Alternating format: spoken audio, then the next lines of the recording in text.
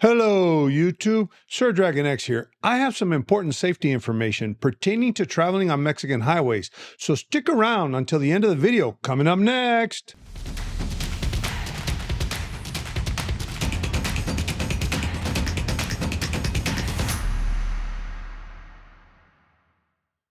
Greetings, everyone, and welcome back to the channel. In today's video, we delve deep into the heart of Mexico's national unrest, spotlighting the country's transport sector.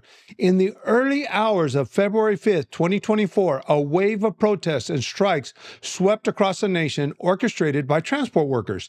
This movement was a direct response to the pervasive violence and insecurity plaguing Mexican highways, with the transporters vocally demanding immediate government action to safeguard their lives and livelihoods. The crux of the matter lies in the transport workers' grievances.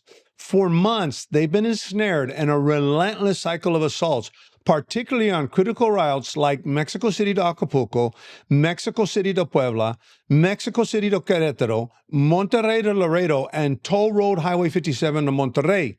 These assaults also include private citizens.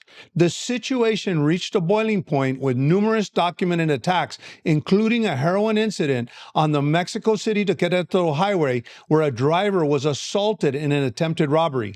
This event, amongst others, underscored the dire condition faced by transporters, compelling them to call for a national strike to highlight their plight. Despite the Mexican government's efforts to negotiate, as reported by various news outlets, the discord between the authorities and transport workers remained at a standstill. Several Mexican government agencies, along with the Guardia Nacional, reached what they considered an agreement with several major transport associations. This agreement supposedly addressed key demands for enhanced security measures and administrative support.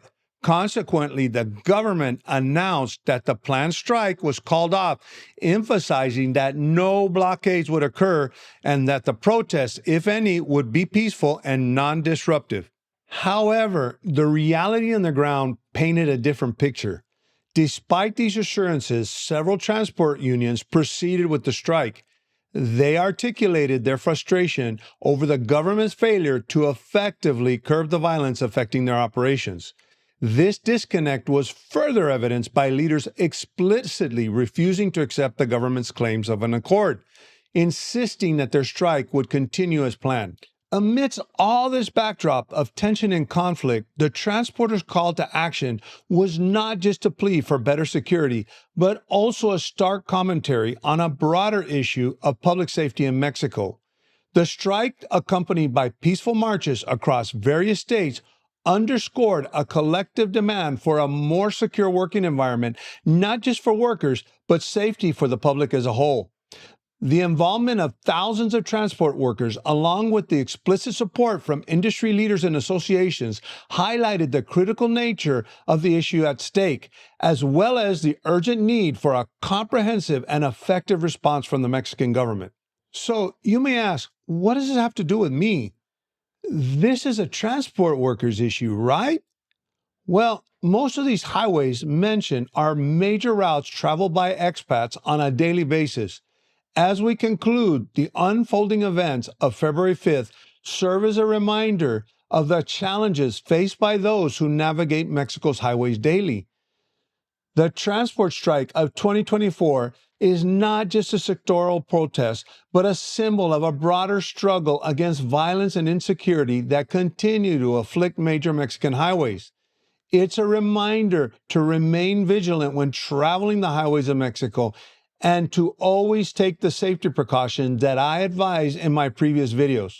It's also important to note that this is an ongoing situation, and the transport unions have threatened the government to participate in blockades, resulting in a full shutdown of frequently traveled Mexican highways, which may affect your travel plans in the future.